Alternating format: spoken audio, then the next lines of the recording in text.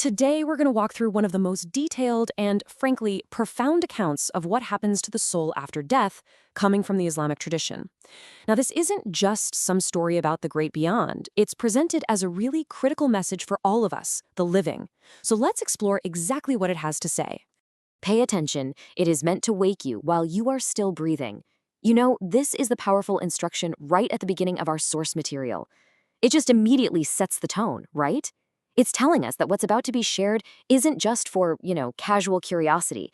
It's meant to be a wake-up call, a chance for us to reflect on things before it's too late. So, where does an account like this even come from? Well, it's presented as a direct report from the unseen, a reality that's just beyond what our five senses can perceive. In the Islamic tradition, this means the information is understood to come straight from divine revelation, not from what someone just thought up or speculated. And the specific source for this report is what's called a hadith. For anyone who might not be familiar, a hadith is basically a recorded narration of the Prophet Muhammad. And since Muslims believe he was God's final messenger, a hadith isn't seen as guesswork, but as divinely informed knowledge. Okay, so the hadith presents two very different journeys, two paths that are complete opposites. We're going to start with the first one, the account of the believing soul, right at the moment of death. The path for the believer is laid out in 5 really clear stages. It gives us a kind of roadmap, from the moment the angels arrive all the way to how the soul is received in a grave. So what does this journey actually look like? Let's walk through each step. The first thing that really jumps out is this immediate sense of peace and honor.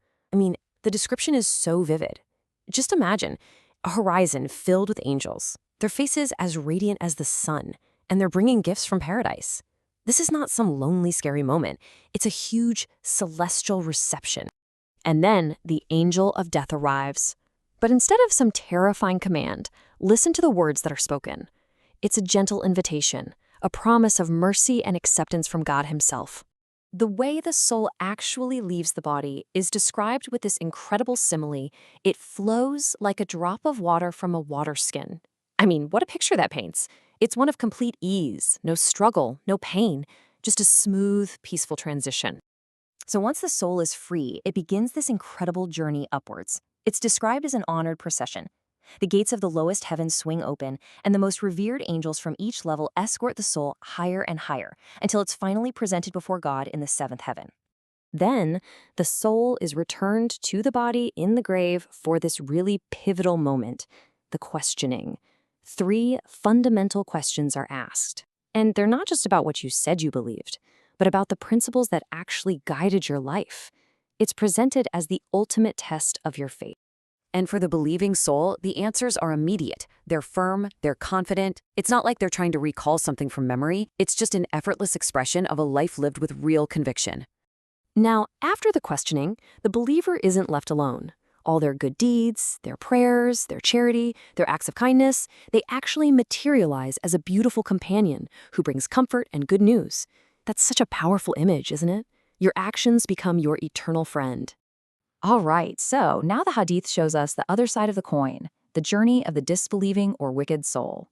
And the contrast, it is immediate and it is stark.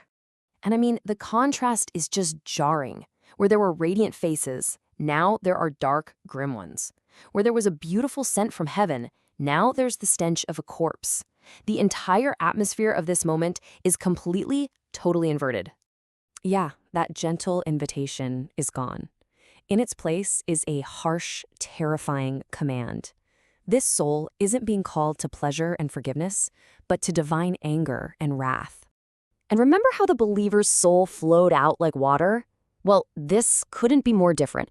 The ease is replaced by an act of pure violence. The soul is torn out, like a skewer pulled through wet wool, ripping veins and nerves. It's just an image of pure agony, of a destructive, painful extraction. So the soul is carried upward, but its journey gets cut short, fast. It's rejected at the very first gate of heaven. There's no welcome, no honored escort, just a door that stays firmly shut. So, denied entry to the heavens, a divine decree comes down. The soul's record is to be placed in a place known as Sijin, which is described as a kind of prison or a register for the wicked, deep in the lowest earth. And then the soul itself is just cast down violently. Its upward journey is reversed into a terrifying fall. Back in the grave, the same 2 angels appear again. And the questions they ask are exactly the same. It's a universal test for every single soul. But the response, well, the response could not be more different. This time, there's no confident answer. There's just confusion, hesitation, ignorance. The soul just stammers, I do not know. And it's presented as the only possible response from a life that was lived without that core guidance, without that purpose. And just like the believer's good deeds became a comforting friend, here, the wicked deeds of the disbeliever show up as a repulsive companion, bringing nothing but news of misery. Once again, your actions become your eternal neighbor.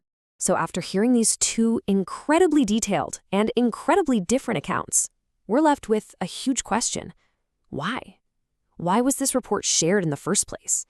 What is the message in all this for those of us who are still alive? And the source material is absolutely adamant about this point. This is not a metaphor. It's not a symbolic story. It is presented as a direct report on the reality of what happens after we die. And that really brings us right to the core takeaway. The whole purpose of this detailed report isn't just to inspire fear. It's supposed to be an alarm clock for the soul, a call to consciousness, a prompt to look at our lives while we still have breath in our lungs. So the ultimate question then isn't just about the afterlife. It's about our state right here, right now. The real question is, are we truly awake?